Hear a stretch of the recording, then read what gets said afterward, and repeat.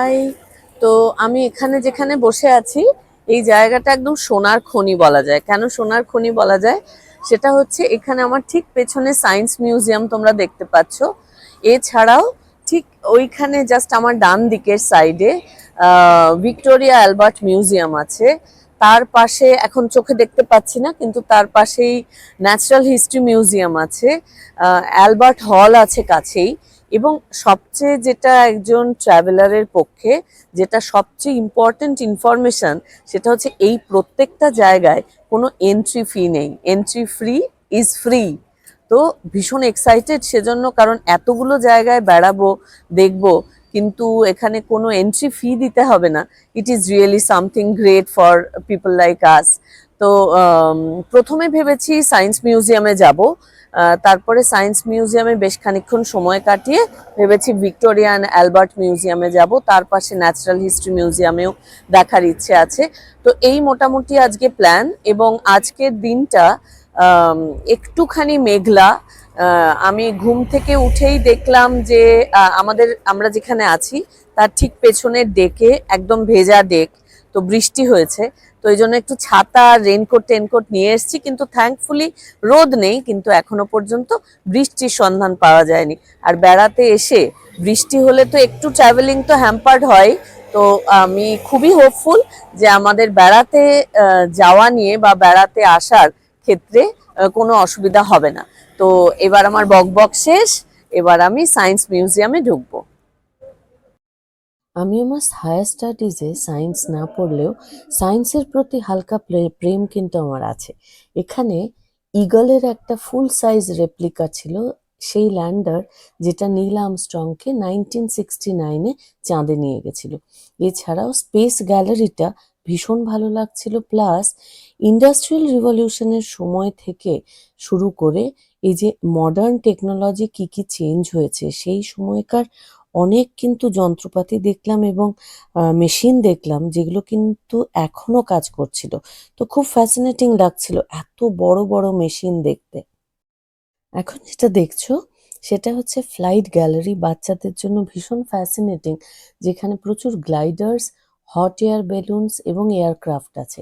Most interesting হলো Johnson, যেটা Australia fly করে নিয়ে গেছিলেন জেসন 1 1930-এ, সেটাও আমরা দেখতে পেলাম। ইনফ্যাক্ট ভীষণ ভালো লাগছিল দেখতে।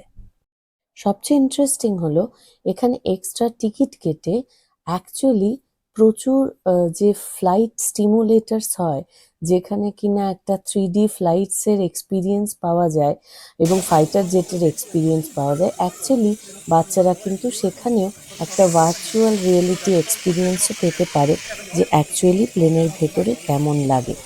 এখন যে যন্ত্রটা দেখতে পাচ্ছ অ্যাকচুয়ালি ইট ওয়াজ ওয়ার্কিং। বিশাল জোরে স্টিম বেরোচ্ছিল এবং সাউন্ডটা আমি রেখেছি যাতে তোমরা এই এক্সপিরিয়েন্সটা পেতে পারো। আশা করি তোমাদের ভালো লাগবে। তো দাঁড়িয়ে আছি ভিক্টোরিয়া অ্যান্ড অ্যালবার্ট মিউজিয়ামের সামনে। 1852-তে তৈরি হয়েছিল এবং স্যার হেনরি কোল তৈরি করেছিলেন। এবং এটা পৃথিবীর বৃহত্তম ডেকোরেটিভ আর্ট, আর্কিটেকচার, স্কাল্পচার এবং ফার্নিচার, টেক্সটাইলসের একটা হিউজ কালেকশন আছে। তো আমরা এবার ভেতরে যাব, গিয়ে দেখব। তো অনেক কথা শুনেছি এবং এই সময়টা এই মিউজিয়ামের ভেতরে আমি জানি যে রেনেসাঁ পিরিয়ডের প্রচুর আর্ট আর্কিটেকচার আর স্কাল্পচার আছে। তো আমি as usual I am excited about the boring history. সুজয়দা প্রচন্ড রাগারাগি করছিল যে আমি নাকি সারাক্ষণ ব্লগে হিস্ট্রি বলছি, and he is not liking it at all. Sorry সুজয়দা, রাগ করিস না, কিন্তু আবার এখানে আমি প্রচুর হিস্ট্রি দেখাবো। কি করবো বল, হিস্ট্রি স্টুডেন্ট, তাই হিস্ট্রি তো দেখাবো। এনিওয়ে, চলে এসো আমার সঙ্গে। এখন যেটা তোমরা দেখতে চলেছো এটা হচ্ছে ভিক্টোরিয়া অ্যালবার্ট মিউজিয়ামের সবচেয়ে ফেমাস পপুলার একটা জিনিস, যেটার নাম হচ্ছে টিপুস টাইগার। ইয়েস, টিপু সুলতানকে এটা উপহার দেওয়া হয়েছিল এবং একজন ইউরোপিয়ান আর্মি নিচে শুয়ে আছেন দেখো, এবং তার উপরে এই যে একটা বাঘের ছবি যে কিনা, এবং তার ভেতরে বাঘের গায়ে একটা মেকানিজম আছে যেটা এখন বোধহয় কাজ করে না, আমরা তো দেখতে পাইনি। সেটা হচ্ছে সেখানে একটা জায়গায়, স্পেসিফিক্যালি একটা জায়গায় চাপ দিলে ওই যে ইউরোপিয়ান যে মারা যাচ্ছে তার শব্দটাও নাকি শোনা যায়। যাই হোক, ভালো লাগছিল দেখতে, কারণ এটা সম্পর্কে আমি অনেক কিছু পড়েছিলাম বা জেনেছি। এখন যে রুমটা দেখছো, এখানে খুব বিখ্যাত বেশ বেশ কিছু স্কাল্পচার আছে, ঘুরে দেখতে দিব্যি লাগছিল। তো ভিক্টোরিয়া অ্যালবার্ট মিউজিয়ামে অ্যাকচুয়ালি ভাস্কর্য এবং স্থাপত্য কীর্তি অনেকই আছে, যেগুলো এত ডিটেলসে আমি এখন আর বলতে চাই না, তোমাদেরকে বোর করতে চাই না। এটা একটা ভীষণ সুন্দর জায়গা ছিল, ভালো লেগেছে খুব। ভিক্টোরিয়া অ্যালবার্ট মিউজিয়ামে দুটো জিনিস আমার ভীষণ ফ্যাসিনেটিং লেগেছে, সেটা হচ্ছে টেক্সটাইল আর একটা হচ্ছে ফার্নিচার। এক্ষুনি তোমরা ফার্নিচারের ছবি দেখছো, অসাধারণ সব ফার্নিচার ছিল, কত পুরনো আমল থেকে রেনেসা টাইমের দারুণ দারুণ ফার্নিচার দেখলাম আমি। এছাড়াও যেটা আমার একটা অসাধারণ লেগেছে সেটা হচ্ছে এই যে হাতে লেখা বাইবেল বা হাতে লেখা প্রথম যে বইগুলো ছিল, সেখানে অসাধারণ ছবি আর অসম্ভব ভালো হাতের লেখা, দারুণ লাগছিল দেখতে। দারুণ সব অসাধারণ বই এবং ম্যানাস্ক্রিপ্ট দেখে আমরা কাস্ট রুমে ঢুকেছিলাম। কাস্ট রুমটা দেখতে কিন্তু অসাধারণ লাগে, এই যে তোমরা দেখছো, অ্যাকচুয়ালি এগুলো কোনোটাই অরিজিনাল নয়। অরিজিনাল যে যে জিনিসপত্র পৃথিবীর বিভিন্ন জায়গায় আছে তারই কাস্ট করে একটা রেপ্লিকা করা হয়েছে এখানে। অসম্ভব বিরাট বিরাট স্ট্রাকচার ছিল, অসাধারণ লাগছিল দেখতে। যাই হোক, ভিক্টোরিয়া অ্যালবার্ট মিউজিয়ামের পরে আমরা একটা দারুণ জায়গায় গেলাম, সেটা হচ্ছে একটা বাজার। তো বাজারে গিয়ে কি কি করলাম, কি কি সেই বাজারের একটা ছোট্ট ইতিহাস আছে, কি কি করলাম সেটা তোমাদের এবার দেখাবো। আমি যেখানে দাঁড়িয়ে আছি, এই যে নাম দেখতে পাচ্ছ, এটা হচ্ছে বোরো মার্কেট।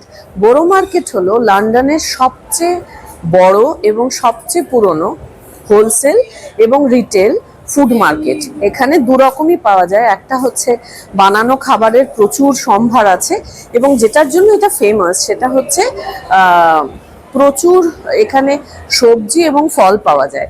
তো আমরা আজকে এখানে এক্সপ্লোর করতে এসেছি এবং আমাদের প্ল্যান আছে দুপুরের খাওয়াটা ইনফ্যাক্ট এখানেই করার প্ল্যান আছে। তো এই হচ্ছে বোরো মার্কেটের ভেতরে আমরা কি কি দেখলাম বা কি কি পাওয়া যায় সেটা আমি তোমাদের সঙ্গে শেয়ার করব, কিন্তু তার আগে একটা ফ্যাসিনেটিং তথ্য শেয়ার করতে চাই। সেটা হচ্ছে আমি যখন এটা নিলাম তখন দেখলাম এটার প্রাচীনত্ব মিনিমাম 12th সেঞ্চুরির, মানে কত পুরনো। এবং এই যে নতুন স্ট্রাকচারগুলো তোমরা দেখছো, এগুলো তৈরি হয়েছে 1850-এ, তার মানে যখন শিল্প বিপ্লব চলছিল ইংল্যান্ডে। It is so fascinating. তো আমি ভীষণ এক্সাইটেড, তো কি কি দেখলাম সেটা আমার সঙ্গে তোমরা দেখবে এসো। বোরো মার্কেটে ঢুকে আমি প্রচন্ড চাপে পড়ে গেছিলাম, যাই দেখি আশেপাশে তাই খেতে ইচ্ছা করে, বুঝতেই পারছি না কোনটা খাওয়া উচিত। এবার যদি আমার মেয়ে থাকতো তাহলে ও একটু হেল্প করতে পারতো, কারণ আমি দেখেছি ও ভীষণ ভালো খাবার চুজ করতে পারে। আমি প্রচন্ড লোভী, কিন্তু কোনটা যে খাবার হবে তাও আবার বিজাতীয় খাবার, বুঝতেই পারছিলাম না। ফাইনালি আমার চোখ পড়লো এখন যেটা তোমরা স্ক্রিনে দেখছো সেটার দিকে।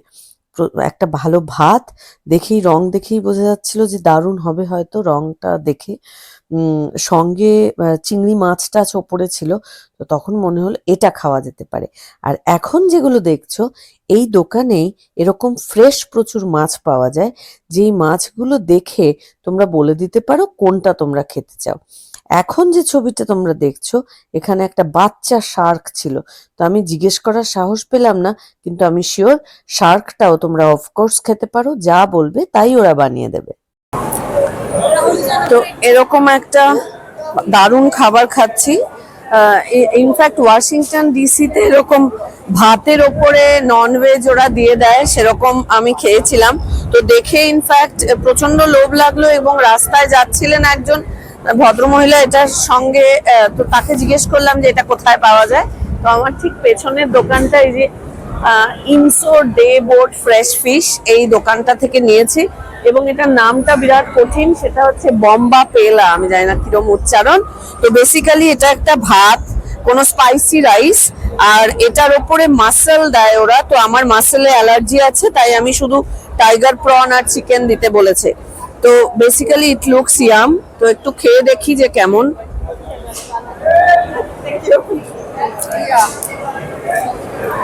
It is very nice. In fact এটার একটা খুব সুন্দর স্মোকি ফ্লেভার আছে, তো স্মোকি ফ্লেভারটাও ইনফ্যাক্ট খুব ভালো লাগছে।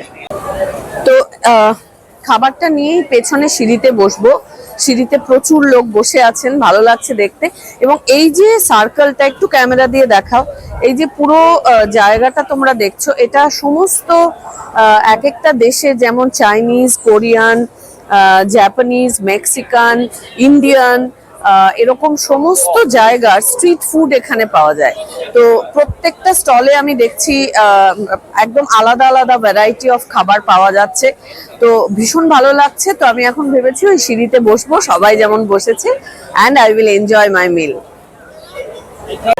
তো সেই কিম্ভূত কিমাকার নাম যেটা এখনই ভুলে গেছি, কিন্তু দারুণ খেতে ছিল। সেই রাইস প্ল্যাটারটার পরে বেসিক্যালি আমি এই দোকানে এসে এটা একটা baked German fruit cheese cake, সেটা টেস্ট করছি। এবং এটার ওপরে যেটা আছে সেটা হচ্ছে ব্লুবেরি, তোমরা দেখতে পাচ্ছ। ব্লুবেরি আমার খুব ফেভারিট।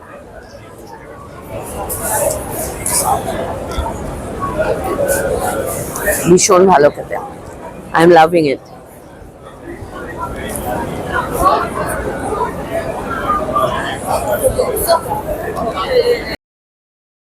আমাকে যারা খুব ক্লোজলি চেনে তারা জানে আমি প্রচন্ড লোভী, ভীষণ খেতে ভালোবাসি। নতুন নতুন খাবার এক্সপেরিমেন্ট করতে আমার প্রচন্ড ভালো লাগে। শুধু ওই সি ফুড টাইপের মারাত্মক এক্সপেরিমেন্ট কিছু করার সাহস পাই না। এই যে এত এত খাবার দেখছো, মুশকিল একটাই, সেটা হচ্ছে প্রচন্ড লোভ লাগছিল, এটা খাই সেটা খাই, কিন্তু মুশকিল হচ্ছে আমি বেশি খেতে পারি না, মানে পরিমাণে বেশি খেতে পারি না। তাই জন্য প্রচন্ড ইচ্ছে করলেও মনে হচ্ছে যেন গোটা বাজারই খেয়ে নেব, ফাইনালি সেটা করা কিন্তু অবশ্যই সম্ভব হয়নি। তবুও আহ, কম করে হলেও মোটামুটি খেয়েছি। একটা দারুণ জিনিস ছিল যেটা খাওয়া হলো না, পরের বার আবার গেলে খাওয়া যাবে। সেটা হচ্ছে ফ্রেশ ফ্রুটের ওপরে আইসক্রিম দিয়ে, একটা আইসক্রিম বা ক্রিম, আমি জানি না সেটা কি, আহ, সেটা একটা দারুণ খাওয়ার ইচ্ছে ছিল, কিন্তু খাওয়া হলো না। যাই হোক, এই ভিডিও করাটাও, সেটাও কিন্তু একটু ঝামেলা করে ভিডিও করছিলাম, কারণ এখানে এসেই মাঝে মাঝে কেউ একটা বলছিলেন যে ভিডিও করা যায় না, কিন্তু প্রচুর টুরিস্ট দেখছিলাম যারা ভিডিও করছিলেন। অ্যাকচুয়ালি চিজের একটা মহা সমাবেশ ওখানে ছিল। এই যে সে চিজ, আই লাভ দ্যাট। এবং অনেক জায়গায় চিজ টেস্ট করানো যায়, তাই চিজ আমি কিন্তু অনেক টেস্ট করে খেয়েছি। আমার বেসিক্যালি, আমি অত চিনি না চিজ কোনটার কি কেমনটা টেস্ট হয়, কিন্তু আই লাভ চিজ, তাই ভালো লাগছিল। এখানে প্রচুর জায়গার কুইজিন ছিল, প্রচুর রকমের কিচেন ছিল। তো এত তো খাওয়া সম্ভব হয়নি স্বাভাবিকভাবেই, বাট বড় মার্কেটের অভিজ্ঞতা কিন্তু অসাধারণ ছিল। তো এখন যে জায়গাটা দেখছো, এটা লন্ডনে আমরা যে অংশটায় ছিলাম, পিজন স্টেপ তার নাম। আমি এই অংশটায় তোমাদেরকে একটু শেয়ার করছি যে আমি কি লোকালিটিতে এই প্রায় 10 দিন কিন্তু লন্ডনে ছিলাম। জায়গাটা অসম্ভব পিসফুল। আমাদের মেন লন্ডন থেকে বাসে করে আসতে মোটামুটি 8 ঘন্টা মতন সময় লাগে, কিন্তু একদম টেমসের ধারে, একদম টেমস নদীর ধারে। এবং আমি কোনোদিন একটা ছোট রিল তৈরি করার আমার ইচ্ছে আছে টেমসের ধারে, ইনফ্যাক্ট ভিডিও আমি নিয়েছি। তো জায়গাটা ওই যে হয় না যে ভীষণ হই হট্টগোলের জায়গাটায় তুমি সারাদিন ঘুরলে, কিন্তু যখন বাড়ি ফিরছো তখন কিন্তু একটা পিসফুল জায়গায় ফিরতে দিব্যি লাগে। এই যে সিঁড়িওয়ালা বাড়িটা এক্ষুনি দেখলে, সেই বাড়িটা অ্যাকচুয়ালি আমাদের ছিল। এবং এই ঠিকানায় আমরা প্রায় 10 দিন অত্যন্ত নিশ্চিন্তে দারুণ একটা সময় কাটিয়েছিলাম। 3-4 বার বিদেশে এসেছি। তো বিদেশে এলে যেটা সবচেয়ে সুবিধে হয়, ইকোনমিক হয়, সেটা হচ্ছে এয়ারবিএনবিতে থাকা। এয়ারবিএনবি বিষয়টা হলো যেখানে এরকম রান্নাঘর থাকে, রান্নার যাবতীয় সরঞ্জাম থাকে, যে তোমরা দেখতে পাচ্ছ মাইক্রোওয়েভ আছে। এটা যেমন ওয়াশিং মেশিন, ওয়াশিং মেশিন খুব কাজে লাগে কারণ জামা কাপড় কাচতে হয় লম্বা দিনের জন্য এলে। এটা ডিশ ওয়াশার, এখানে কফি, চা, টোস্টার মেশিন আছে। বেসিনে সব ধোয়াধুয়ি করা যায়। এটা হচ্ছে ওদের ইন্ডাকশন থাকে। তো এরকম চিমনি, এটা হচ্ছে দুটো ফ্রিজ আছে এখানে, এই যে। তো আমি যখন বাজার করি তখন অনেকটা করে বাজার করে আনি। একটু দেখাই কি কি বাজার। এটা আমার মেয়ের সামনে জন্মদিন, তাই কাজু কিশমিশ কিনেছি একটু পোলাও বানাবো বলে। এটা হচ্ছে পালং শাক, আলু কেটে রেখেছি। এটা অনেক খুঁজে লঙ্কা পেয়েছি। এটা হচ্ছে পেঁয়াজ, এখানকার পেঁয়াজগুলো এরকম সাদা সাদা, ঝাঁঝ কম হয়। টমেটো, অনেকটা আলু কিনেছি, গাজর, দই কিনেছি একটু, চিকেনের কিছু বানালে দই কাজে লাগবে। টমেটো একবারে অনেকটা বেশি করে কিনেছি। এটা হচ্ছে ডিম, এখানে চিকেন আছে, এরকম চিকেন। এটা একটা কিমা কিনেছি, এটা মেয়ের জন্মদিনে বানাবো বলে চিংড়ি মাছের মালাইকারি, তাই চিংড়ি মাছ। এটা একটু ডোনাট পেলাম, আপেল। এটা হচ্ছে চিকেন স্লাইস, যেটা দিয়ে স্যান্ডউইচ বানানো যায়। এটা আমার খুব ফেভারিট, স্যামন। দেশে অতটা খেতে পারি না কারণ গাদা দাম, এখানেও গাদা দাম, যাই হোক এখানে একটু কম দাম আর কি। এটা নুন, আর একটা নারকোলের দুধ কিনেছি, এই যে চিংড়ি মাছের মালাইকারি করতে নারকোলের দুধ লাগবে, তাই জন্য। এটা বান আমরা কিনে আনি প্রত্যেকদিন সকালে পাউরুটি খাওয়ার জন্য। এটা আরেকটু বান। আপেল কিনে এনেছি যাতে মোটামুটি সঙ্গে নিয়ে বেরোনো যায়। তো এইগুলো আমার আজকের বাজার। অনেকটাই বাজার হয়েছে, তো কি কি রান্না করার অনেকটাই প্ল্যান আছে। তো কি কি রান্না করব সেটা তোমাদের দেখাবো। এখানে ডিম ভেজাতে দিয়েছি, ডিম আলু সেদ্ধ করব। এটা আমি একটা রান্না করেছিলাম সকালে। এটার মধ্যে একটু চিকেন আছে, আলু আছে, আর মাশরুম আছে। একটা ভাজা ভাজা মতন করেছি, খুব ভালো হয়েছিল। সুকু গভীর মনোযোগ দিয়ে চিকেনের ঠ্যাং কাটছে। জীবনে কোনোদিনও কলকাতা শহরে কিছু করতে দেখি না। তো এই আমরা বেশ কয়েকটা চিকেন এর লেগ পিস কিনেছিলাম, কিন্তু সেগুলোর ছাল আছে, তো ছাল সহ খাওয়া হয় না। তো সুকু প্রচন্ড মনোযোগ দিয়ে এই যে চিকেনের ছাল ছাড়াচ্ছে। মেয়ের জন্মদিনে চিকেন কষা বানাবো। আর আমি কি কি রান্না করছি একটু দেখাই। এটা হচ্ছে স্যামন। স্যামন মাছটাকে জাস্ট একটু নুন হলুদ দিয়ে ভেজে, এটা একটা লঙ্কা পেয়েছি, একটুও ঝাল না, মিষ্টি মিষ্টি খেতে, তো সেটা দিয়েছি, দিয়ে একটু ভাজতে দিয়েছি। এখানে আমি কলকাতা থেকে সানরাইজে সর্ষে পোস্ত গুঁড়ো এনেছিলাম, তো সেটা দইয়ের মধ্যে একটু জাস্ট ভিজিয়ে রেখেছি। এটা সেদ্ধ ভাত খাবো, তাই শুধু ডিম আলু সেদ্ধ হচ্ছে, অনেক বেশি করে 8টা ডিম, অনেক আলু সেদ্ধ করেছি যাতে 2-3 দিনের সেদ্ধ ভাত হয়ে যায়। আচ্ছা, এইটা একটু দেখাই। এইটা বেসিক্যালি যেটা করছি সেটা হচ্ছে, সুন্দর গন্ধ বেরিয়েছে, পালং শাক, আলু এবং গাজর, কালো জিরে আমি নিয়ে এসেছিলাম, তাই সেটা দিয়ে ফোড়ন দিয়ে জাস্ট, আর টমেটো দিয়েছি, দিয়ে একটা মাখা মাখা জাস্ট তরকারি হবে। এটাও অনেকটা বেশি করে করা হচ্ছে যাতে অনেক দিন হয়ে যায়। এই তো মোটামুটি আমার রান্নার প্ল্যান। চিকেন কষাটা একটু বাদে প্রিপারেশন হয়ে গেলে তারপরে আবার আমি বসাবো। রান্না মোটামুটি অনেকটাই শেষের পথে। এই যে এখানে চিকেন বানাচ্ছি। অ্যাকচুয়ালি আমি মাটন বানাবো ভেবেছিলাম, ইপসা মাটন খেতে খুব ভালোবাসে। মাটনের বদলে ল্যাম্বো খুঁজলাম, কিন্তু মাটনও পেলাম না, ল্যাম্বো পেলাম না। তো বেসিক্যালি চিকেন কষা বানানোর প্ল্যান। আমি কলকাতা থেকে জিরে গুঁড়ো, হলুদ গুঁড়ো, গরম মশলার গুঁড়ো এগুলো সব নিয়ে এসেছি।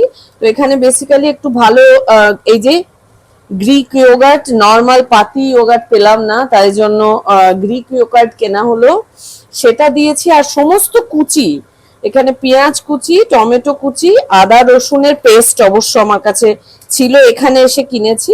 তো সেগুলো দিয়ে, জিরে গুঁড়ো দিয়ে, নুন হলুদ অবভিয়াসলি দিয়ে, সুন্দর দেখাচ্ছে, বেশ চাপচকে চেহারা হয়েছে। এই আমি চাপা দিলাম এটা। আর এই যে তোমাদের স্যামনের কথা বলছিলাম, পুরোটা রেডি হয়ে গেছে। ইট রিয়েলি লুকস নাইস এবং ইয়াম, সরি নাইস, হ্যাঁ নাইস অ্যান্ড ইয়াম। আর খেয়ে দেখলাম দারুণ হয়েছে, এই যে সর্ষে বাটা দিয়ে। আর এই যে এগুলো লাল লাল গুলো দেখছো, এটা সো কল্ড লঙ্কা। I do not think it is লঙ্কা, কারণ ঝালের কোনো বংশ নেই। আর একটা একটু দেখাবো, এই যে যে তরকারিটা বলছিলাম, পালং শাক, গাজর আর আলু দিয়ে আর টমেটো দিয়ে, ভীষণ ইয়াম হয়েছে। তো তো এই মোটামুটি আমার রান্না আজকের মতন শেষ। অ্যান্ড ইনফ্যাক্ট আমি প্রায় 4টে রান্না করলাম। তো এই 4টে রান্নাতে আপাতত আগামী 4 দিন চলে যাবে, কারণ যাই রান্না করছি এত এত রান্না করছি। আর চিকেন কষাটা শুধু একটু তুলে রাখবো মেয়ের জন্মদিনের জন্য।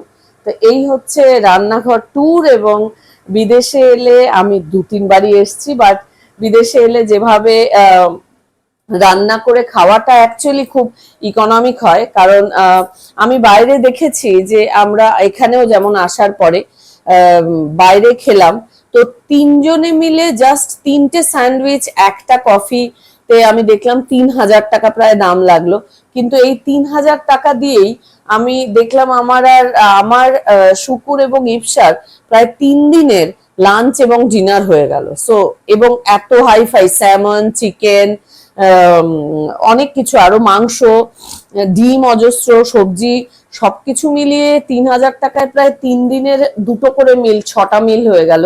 আর সেখানে বাইরে খেলে 3টে স্যান্ডউইচ আর একটা কফিতেই 3,000 টাকা লাগে। প্লাস আর একটাও ইম্পর্টেন্ট কথা হচ্ছে, অ্যাকচুয়ালি আমাদের তো এত পাউরুটি টাইপের খাওয়ার অভ্যেস নেই, তো এটা একটু মুশকিল হয়।